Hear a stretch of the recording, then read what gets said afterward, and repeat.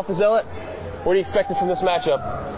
I'm actually really excited to see this. I think PC Chris is going to stick with Falco most of the way through. I went to MLG Anaheim with actually my girlfriend at the time and her friend, two people who knew nothing about the game. But we were there, the front row of the bleachers, cheering, and it was one of the few times when Melee has really felt like a real sport. He wants to stay away from those platforms. He needs to control the bottom middle of the stage. Ooh, excellent forward smash from Ken, and he gets the first kill. It was accessible to those who didn't know a lot about it. You didn't need to know all the technical terms, but it was a competition. It was a spectator sport. There we go. PC gets the next kill, but he's in trouble. He's going to have to do something magical here to keep Ken from getting the next kill. And that's when I really believed that Smash was going somewhere, that it was going to be big and important and mainstream, before it all crashed and burned.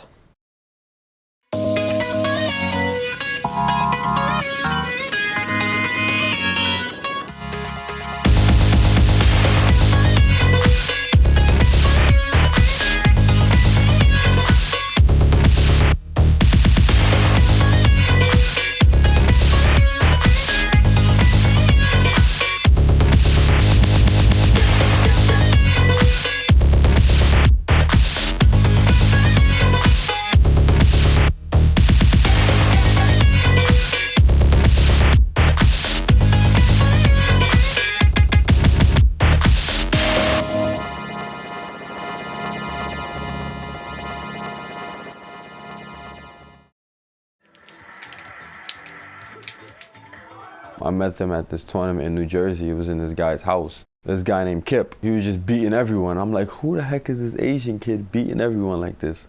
He was using Jigglypuff, and he would just do the same thing. He would just do back air, back air, back air, and then he would just beat everyone just like that. The funny thing is, I used to always, like, how can I say? I used to beat people, but like beat them kind of like making them feel bad.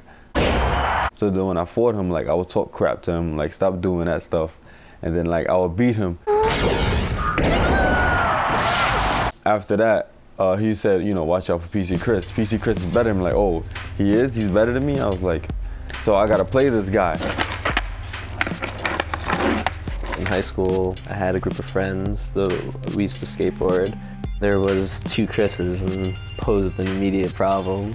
I was just Portchester Chris, but like PC just stuck. When I made a gamer tag, I was just like, I don't want to be like Dark Evil Prince 955, like I'll just be PC Chris. We'd all be skateboarding at the same time after school. It was all I did for about basically 4 years, like as a hobby. And then eventually I really broke my thumb terribly badly. I fell while like downstairs and I tried to like break my fall, and the thumb got tucked down behind my hand. You can see how like if I line up the knuckles, that one's like clearly shorter. It kind of like scared me because I never hurt myself, and like I was in a cast. And it was in my right hand, so I couldn't like write in school for a while. I guess like I got tired of falling, so I was like, let's just play Smash.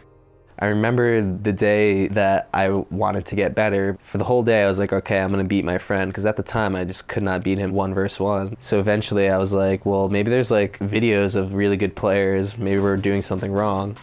It was when Ken was first coming around. I couldn't even understand like what he was doing, because it was just like his character was moving so fast. I just didn't know how it was possible. I didn't even try to aim for him because I was like, this guy's too good. I looked for like somebody more local, somebody I could play with, and Wes from DA was the first person that like I really saw who was really good like in New York. PC Chris came once he heard about the gauntlets. We started attending New York tournaments, New Jersey tournaments. I would beat him, Kip, all of his friends. Wes and all the DA guys definitely were beating us up for a while, but eventually we could climb the ranks a little more. You see yourself getting better, and like you start to understand the game more. Suddenly you're following up on these combos that a day ago they would just end, and like the game suddenly gets like 20 times better. After a while we just started training with each other. Eventually me and Wes started teaming, so just funny how that works. With training from Wes, PC Chris slowly became one of the best Falcos in New York. He was even selected to represent his coast during the FC3 crew battle, and took 2 stocks from Isaiah before being knocked out. I don't think so, Isaiah. As 2005 came to a close, PC shocked many by placing 3rd in the MLG National Championships in New York, right behind Ken and Chudat. It was a sign that new blood was in the mix, and change was around the corner. 2006 opened up in New York too, so my goal was to place top 3 again. The MLG opener 2006 was such a big deal because everyone knew how big MLG was now. I knew it was going to be bigger, so I didn't want to be like, oh, I'm going to win, I'm going to win. And Melee was starting to get huge. That might have been like the biggest year of Melee's growth was 06. You know, I was winning the matches I felt I should win, and then like eventually came like the opponents that like I wasn't sure, like Chudat. I actually told him a trick to use to get out of the chain grab as Fox, just because Chu was, you know, West Coast at that point, and I really didn't want to see Chu and Ken just split all the winnings as usual. And I ended up beating Chu to have to fight Ken in the finals. I don't think I fought Ken up until this point, in tournament at least. First matchup starts. Okay, here we go. Versus PC Chris. Ken has chosen Yoshi's Story as his first stage. Okay, and let's take a look at who's playing here. We got PC Chris. PC Chris from New York, Port Chester, New York. That's where his name comes from. Versus Ken, who's the undisputed king of Smash. He has traveled around the world and proven no one's even come close to giving him a challenge. He's lost a few times in the past, but nothing serious. Yet PC Chris taking this set from him is huge. And if PC Chris were to win this tournament, it would mean so much for the Smash community. It would question what everybody thinks. PC Chris is a rising young star. 6 months ago, he was only semi-respected. A year ago, barely known. 2 years ago, not known at all. And here he is in the final championship, starting to take out Ken. So excited. And commentary did not exist before MLG in any facet that I would deem noteworthy. But when MLG started doing commentary, it was very few people that wanted to do it. Again, unlike now, unfortunately, they just pass the mic around to anyone who's wandering by. I think that's very regrettable. Lasers! Lasers! Ow! If you ask me, but at MLG it was M3D and JV3X3 and me and OmniGamer. Pretty much those are the only people that did it. Looks like PC's got Ken in trouble here. Ken regains control of the bottom of the stage, and he's looking to continue to throw and combo PC to get that last kill. Wow, and then, that's it. Oh. The tipper. Ken takes the first match. It's a lot about control with this game. It's about who's maintaining the momentum of the matchup. When it's going your way, you can just keep it going and get your kills. When you lose it, you're in trouble. I just remember once I getting to grand finals, just wanting to play like really, really aggressive. So that was my strategy going in, just like being relentless with my laser approaching and like my nair approaching, and just always keeping him on the defensive. Because from what I've seen, he was always like dictating the match with Marth, like making sure the other person was, you know, always trying to, you know, catch their ground and recover and just like get away from him. Ken really invented most of the techniques that you see Marth players use during tournament play. Ooh, PC doing an excellent job on the edge here to keep Ken off. Ledge guard opportunity. Oh, he got past. Ken making an uncharacteristic mistake. Oh, and that's going to do it. He can't get back from that. All right. One mistake on that forward smash cost Ken that round. My philosophy is like, you know, if you put pressure on anybody, they're gonna crack eventually. Like as long as it's like perfect pressure, you know, they'll mess up before you do, even though like what you're doing is harder maybe. PC was just pulling out all kinds of new tricks that we hadn't seen before. As long as like you apply it correctly, I feel like you can force like any good player to do something they don't want to do. Oh my god, I don't know if people at home can hear you over the screaming of everyone. That ridiculous combo PC Chris just pulled off. Oh. And then, oh my god! Oh wow, okay. What we saw there, PC continuously did his attack that would have killed Ken, but he hit a perfect, what's called a ledge tech. Bounces off the ledge and is able to survive. Very difficult to do, especially with Marth. It was really, really hype. I mean, since there were so many people, like a lot of people were watching, and you know, everyone got really into it. Wes was obviously talking a lot of smack. Ken off the ledge. He needs to get back on. Oh my god! Oh my gosh. I thought it was going to end right there, but both players are alive. PC Chris barely with alive. the high Great directional ceiling, influence. PC survives that attack. Both players are on their feet again. They hit each other. Oh my god. The crowd goes Ken flies off the wild. left side. Wow. Did not know where that was going. Oh man, that crowd like ripped me a new one. Again, you can hear that. I'm going to put the mic up to the audience. You have someone screaming next to your face and stuff. It's kind of hard to concentrate and win. It's now 5-3 in PC Chris's favor to finish out the best of 11. The crowd is going absolutely out of control, and we're even wondering if it's going to affect the players' gameplay, and then some more officials might have to step in, and Ken Looks is like going he's to going be to get it. this one. And Ken's going to take a match. It's just back and forth right here. All right, PC just needs one more while Ken needs two. He started noticing on certain stages his Marth just couldn't even do it. He'd switch to Fox. Wow, and Ken with a character switch here, now he feels more comfortable playing Fox because of the level. In the close quarters here, it's going to be a lot of comboing. That makes it a whole new ball game. Now you're dealing like with one of the fastest character, and he's running around. Ken with those little hits, just keeping him away. he can't recover. Wow, Joe, this is the last match. He's pretty excited. Came down to the last match too. Like the very last match was the second set. Ken's hating every hit here because he needs to get the kill soon without racking too much damage. Every time he's hit, and with ledge guard opportunity, is he not going to make it? Oh my god, 3 stock to 1. When anyone wins a match against Ken, you kind of say, okay, well, this is just one match of a set of 5. It doesn't matter. And very slowly you realize that history is in the making. He needs to be careful on the ledge. Above all, careful on the ledge is what PC's got to be thinking. Oh, that's going to do it! The finals go to PC Chris, winner of the New York City season opener, overthrowing the King of Smash, Ken. That's it. $2,000 and a lot of glory for PC Chris. Congratulations.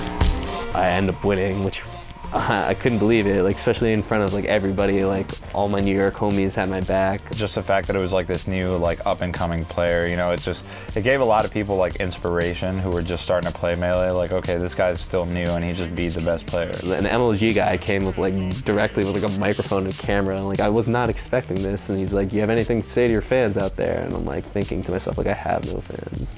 There's cameras going off. Like I'd like to think of it as like, you know, a little revolution in New York Smash itself. We, you know, turned a page on something old, and now we moved on to bigger and better things. Winning like a national versus like the best player, like I was the first person to do that. I would always beat Asin. When PC Chris beat me, it was just like gave the East Coast a new hope. They're like, oh, we can beat them. The East Coast finally had their answer to Ken. The savvy new champion found instant fame, not only for his technical skills, but for being what few pro gamers had been before. Cool. He's cool as shit. He's humble. Well, as humble as a guy that's that good at something could be. Cigarettes,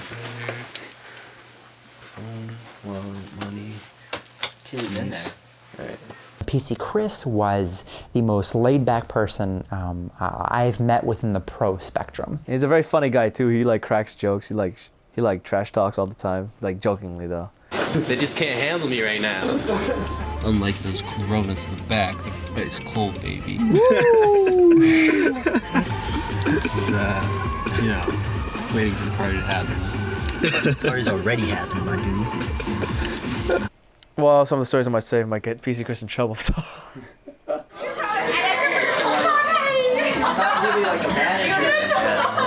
These are all my friends.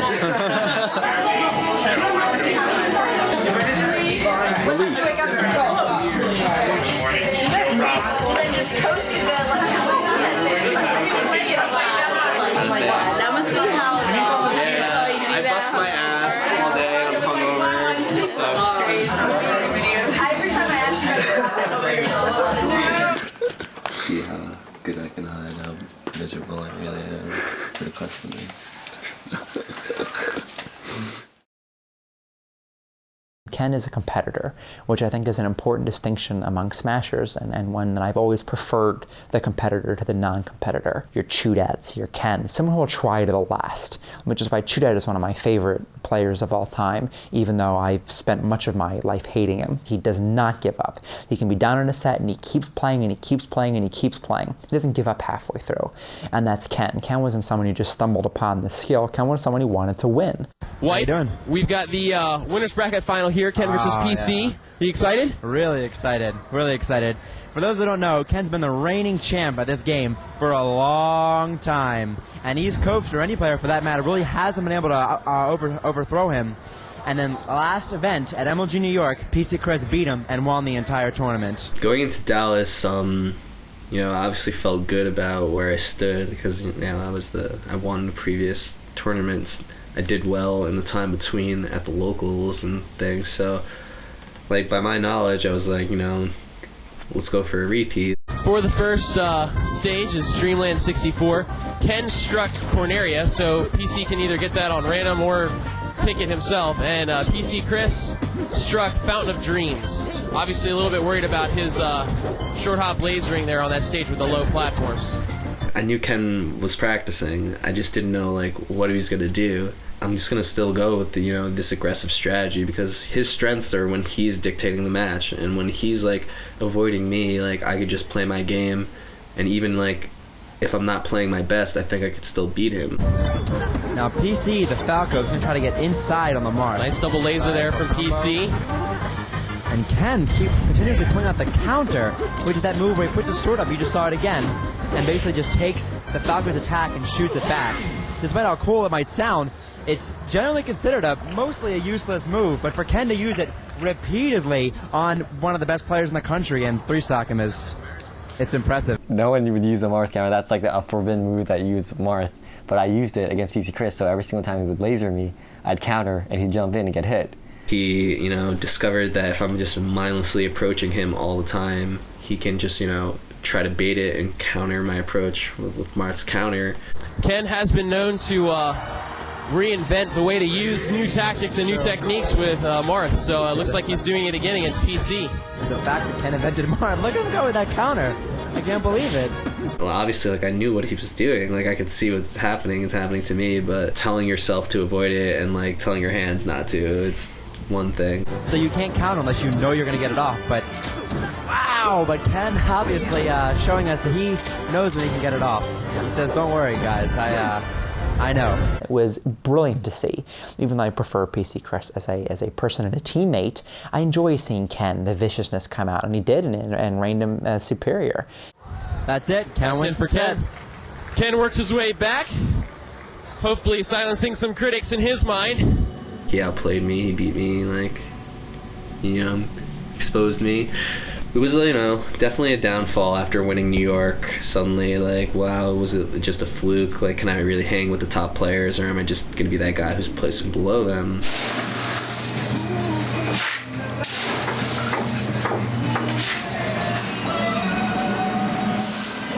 Eventually, I just had to make a decision whether if I was just wanted to keep working and just do the normal life thing, work, school, or if I wanted to try, test this Smash thing out for Ron. And I was at the age I was like, why not? I was flying around everywhere, winning money, experiencing new places, new food, building new relationships with people. She didn't even look like a smasher, She looked good, I'm not gonna lie, but you see guys flocking, I'm like, relax. Let her breathe, I was like, hey, I play Smash. And of course, the general reaction came, a girl that plays Smash?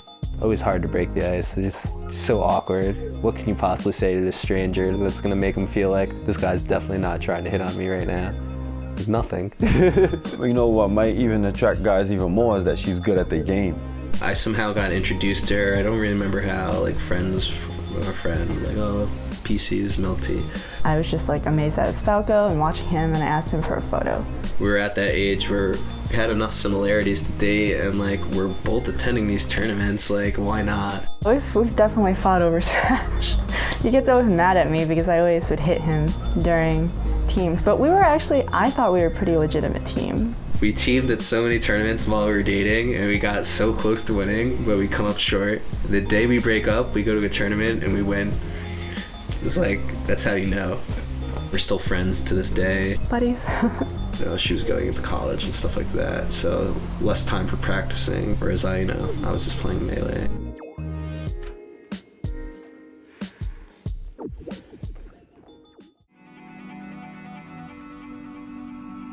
Everyone was like, oh, Ken just figured out this stuff, and now he's gonna beat PC Chris every time, so everybody knew about it, so I needed to figure out, something to do about that. Trying to adjust mid-match, that seemed to be my weakness. If there were certain players that just knew my style more, I had trouble against Azen too, and I feel like he's one of those players that just knows how I play. I knew I couldn't be completely defensive and just try to avoid the counter, because like I said, he'll be playing his matchup then, he'll be forcing me to make bad decisions.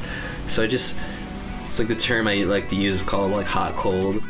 Sometimes run up and don't do anything, see what he does, but at the same time sometimes I would just approach him. So I was just trying to mix things up just so he couldn't always just be throwing out counter, and if he did, he'd get punished for it, and at least start to think about doing it. That's what I was trying to do going into Anaheim. MLG Anaheim came out, the third tournament, and they had a really, really great showdown. See this, I think PC Chris is going to stick with Falcon most of the way through. You'll probably see lots of traditional like spacing and stage selections though. I was there as a spectator of front row of the bleachers, and there's cameras and there's lights and a stage, and absolutely the energy was there. Local tournaments, you're used to playing at like a comic book store, like sandwiched in between some guy that's 300 pounds and some other guy, and you're like sweaty and you're just doing anything you can just to just stay on the TV and play matches. And then 2 years later, I'm suddenly on a stage. The bottom middle of the stage. Ooh, excellent forward smash from Ken, and he gets the first kill. Good read by PC Chris though. PC Chris is playing beautifully right now. He's managed to totally erase that stock deficit. Well, I said he needed something magical, and he delivered. Wow.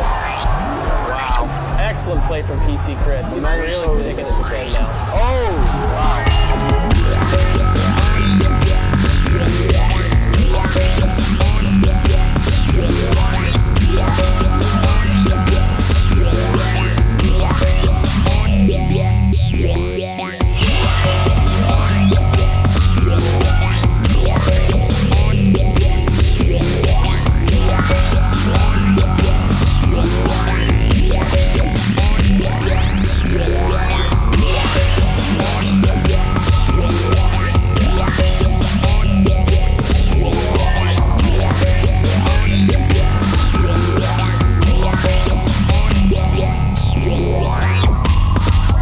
Some of the production crew here, they're getting a chance to really watch Smash.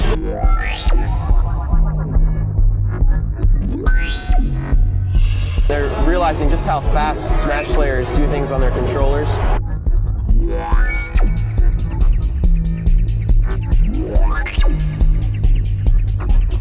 It takes a lot of skill to play this game at the level that you guys are watching it right now.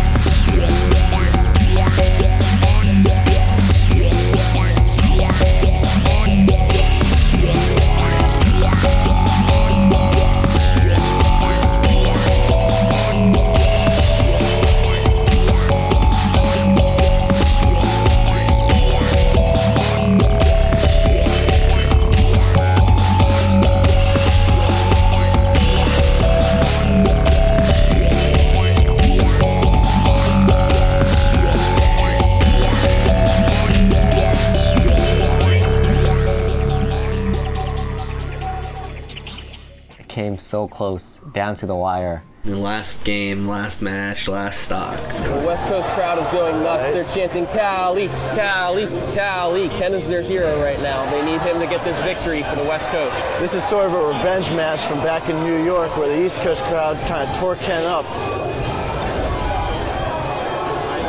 PC playing really smart. Those cars are juggling PC for a lot of percentage there. This is exactly what Ken wants. Oh, wow. Morphing stage. Little ledge hop from PC turns it around. That's gonna do it. That's gonna do it.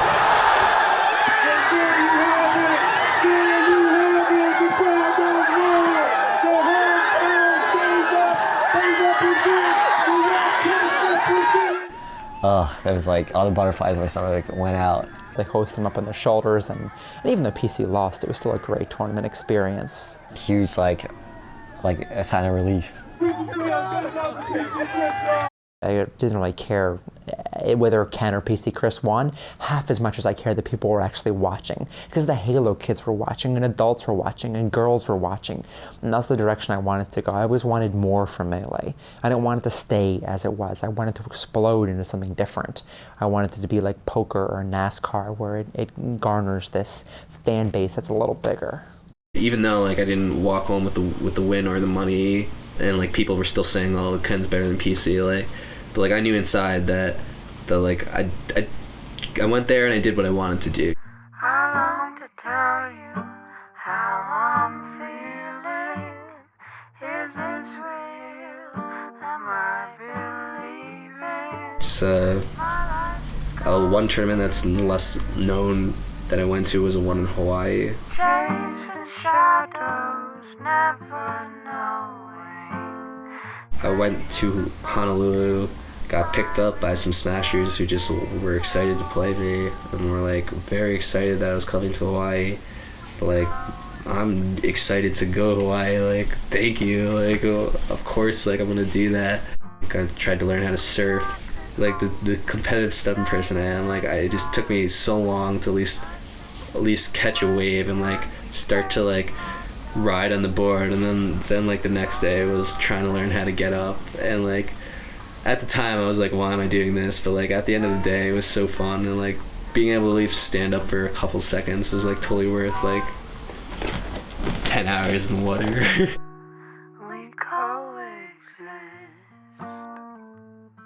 I win the tournament, so I'm like paying for my trip, and it was just honestly the best time of my life probably. Like, I really enjoyed myself.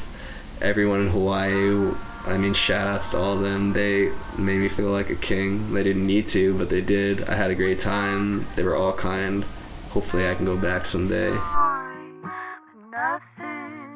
Just like being on the beach, you know, got the beers, got some food, got some music, got some friends. It really doesn't get much better than that.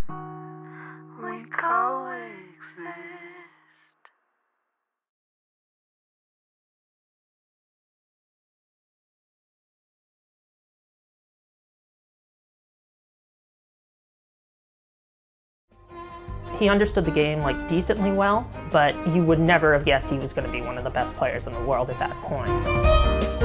I landed one hit and got wrecked. You have to factor in the money. I was all kind of shaken up in my head. I didn't know what was going on. Arguably the best player in the world at that time, and you're down 3-1 and about to lose a set. It felt like it was a push to the end of the wall in the house. We have here the epitome of MLG. Like, his goal was first, period. Pretty much, this is my dream.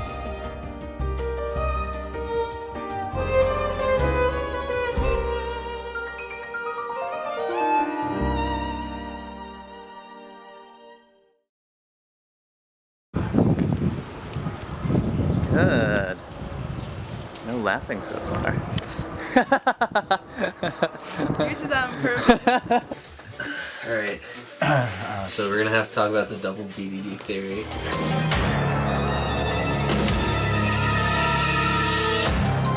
My friend has this theory that on Dreamland in Melee, there's a, you know, King DDD, he's floating in the background. He swore he's seen two at once, at the same time, like one in one corner and one in another. And ever since he's told me, like, whenever I play Tom in friendlies, like, I'll be on the prowl for that double DD. Like, I'll be Falcon, and I'll have him in this, like, favorable position, but, like, I can't see enough of the screen, so I'll run to the other side, just so, like, I can get the full view of the screen. He says this needs to be on the documentary. I swear he's taking a picture of it, and I told him if he finds it, then we'll have something to talk about in the community. Until then, it's just a theory. It's a theory. It's just a theory. The double DDD theory.